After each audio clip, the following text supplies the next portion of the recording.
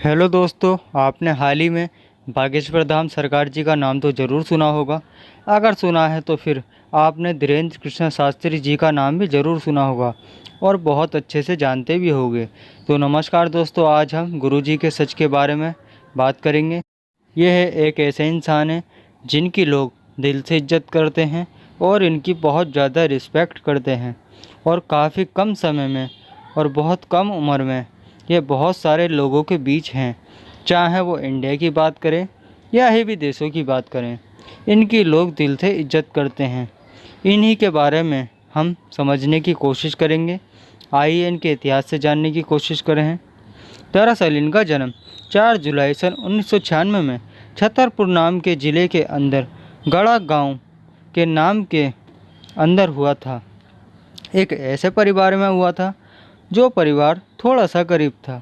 इनके दादाजी यहाँ पर एक मौजूद हनुमान मंदिर के बहुत बड़े पुजारी थे और काफ़ी ज़्यादा सत्पुरुष थे। लोग उन्हें भगवान दास गुरु जी के नाम से जानते थे। उनका पूरा नाम भगवान दास गर्ग था। वहाँ पर मौजूद एक हनुमान मंदिर जिसका नाम बालाजी सरकार था, वहाँ पर वह रहकर उनकी पूजा व पाठ करते थे। अपना एक दरबार भी लगाते थे। लोग अपनी परेशानियाँ, अपनी मनोकामनाएं को लेकर उनके दरबार में आते थे और चमत्कारिक तरीके से लोगों की सभी मनोकामनाएं पूर्ण होती थीं। किसी तरीके की कोई भी परेशानी होती थी तो वो ठीक होती थी, चाहे वो किसी भी प्रकार की हो, चाहे वो भूत बाधा हो, चाहे प्रेत बाधा होती हो। वह उसी कंडीशन में वहाँ पर आते थे और भगवान दास गर्ग जी के द्वारा और उनके पास से ठीक होकर जाते थे। इनकी ख्याति बढ़ती चली गई, लेकिन इतनी ज़्यादा भी नहीं बढ़ी थी क्योंकि यहाँ पर बात करें आज से कई साल पहले की, तो उस ज़माने में ना ही नेटवर्क का इतना ज़्यादा इस्तेमाल था और ना ही छोटे छोटे गाँवों में न्यूज़पेपर इतने ज़्यादा चलते थे। लेकिन धीरे धीरे समय बीता और उनके पोते का जन्म हुआ, यानी कि 4 जुलाई सन 1996 में वो 9 साल की उम्र से ही उस मंदिर की देखभाल करने लगे और हनुमान जी के भक्ति में लीन हो गए और रामायण का पाठ करने लगे और महाभारत सीखने लगे और जानने लगे। ऐसे करते करते समय बीता और वह 12 वर्ष की उम्र में ही उन्हें पहली दिव्य अनुभूति हुई और अनुभूति होने के बाद वह अपने दादाजी यानी कि भगवान दास गर्ग जी को ही अपना गुरुदेव मानने लगे। इस मंदिर के पास ही उनकी समाधि बनाई गई। जैसे जैसे धीरेन्द्र शास्त्री जी बड़े होते गए, उनकी दिव्य अनुभूति भी बढ़ने लगी।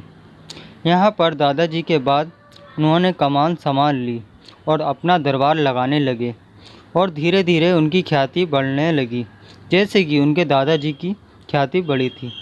इनके कुछ भक्तगण यहाँ पर आए और उनके कुछ वीडियो बनाकर सोशल मीडिया पर डालने शुरू कर दिए। सोशल मीडिया पे ये बहुत तेज़ी से वायरल हुए। कारण सिर्फ इतना था कि ये दरबार में काफ़ी सारे लोगों के मनोकामना लेकर पहुँचे थे। वो किसी को भी ना जानते हुए भी उसके बावजूद भी उस व्यक्ति का नाम लेते, उसे अपने पास बुलाते और सामने वाले को कुछ न बोलने देते और उसकी सारे परेशानी एक बोर्ड पर लिख देते। उसकी सारे परेशानी का निवारण भी लिख देते। उसके माता पिता, उसके रिश्तेदारों का नाम भी लिख देते। फिर चमत्कारिक तरीके से उससे पूछते कि बताइए आपकी क्या परेशानी है। और कमाल की बात देखना वाली है कि परेशानी भी वही निकलती जो बागेश्वर धाम सरकार जी ने यानी कि धीरेन्द्र कृष्ण शास्त्री जी ने पहले से ही बोर्ड पर लिख रखी थी। कमाल की बात तो यह भी है कि वो अपने दरबार के लिए किसी से भी 1 रुपया भी नहीं लेते।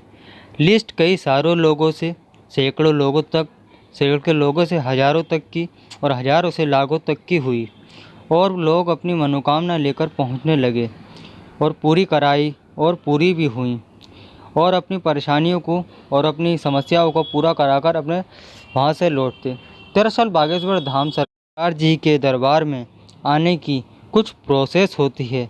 उस प्रोसेस को आप पर्सनली सर्च कर सकते हैं। लेकिन यहाँ आने के बाद लोग एक लाल कपड़े में नारियल को लपेटते हैं।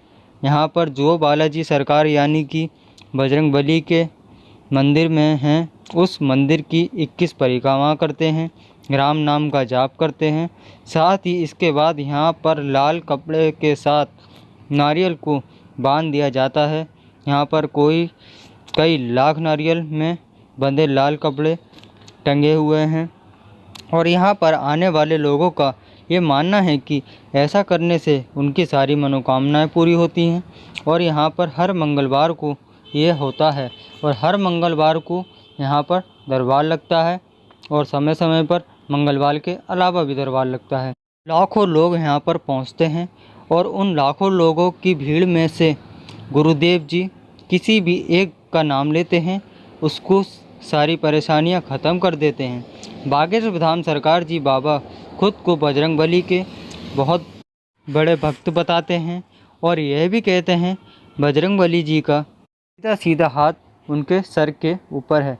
बाबा जी का यह भी कहना है कि एक दिव्य सैनिक उनके साथ हमेशा रहता है और उनकी किसी को भी कोई भी भूत बाधा, प्रेत बाधा या कोई भी भारी परेशानी होती है तो उनका ये सैनिक उनके कहे अनुसार ही सारे काम करता है और उनके सामने आए भक्तगण की परेशानी दूर कर देता है।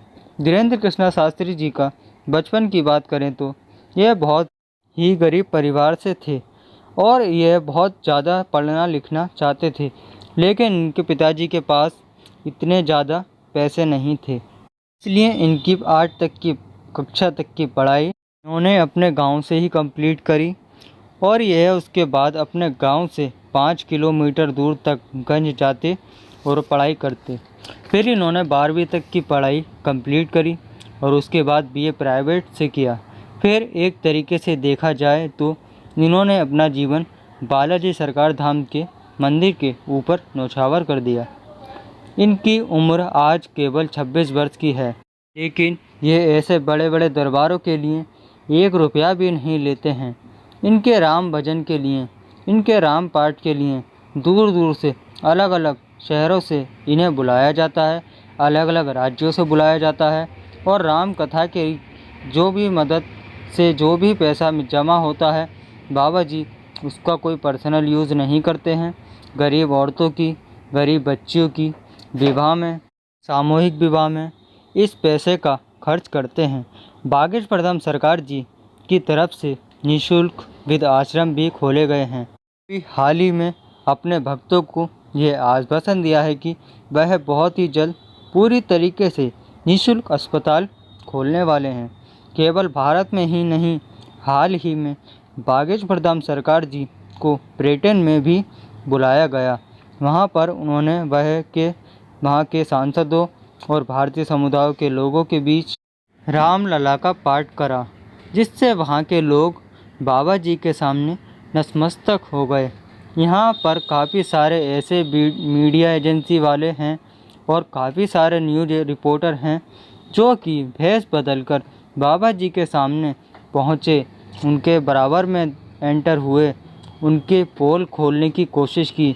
लेकिन विश्वास मानना दोस्तों, हर बार बागेश्वर धाम सरकार जी ने ना उन न्यूज़ रिपोर्टरों को, उन भेष बदले आए हुए लोगों को एक झलक में पहचान लिया।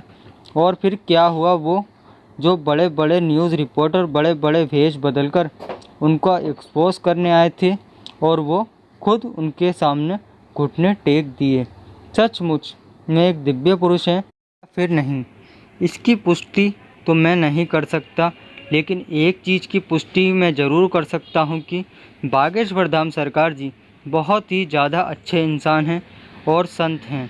जहाँ पर बहुत सारे लोग हैं जो संतों का चोला पहनकर हम लोगों के बीच घूमते हैं और फिर जब एक्सपोज होते हैं तो फिर उनके बारे में क्या क्या सच्चाई पता चलती है।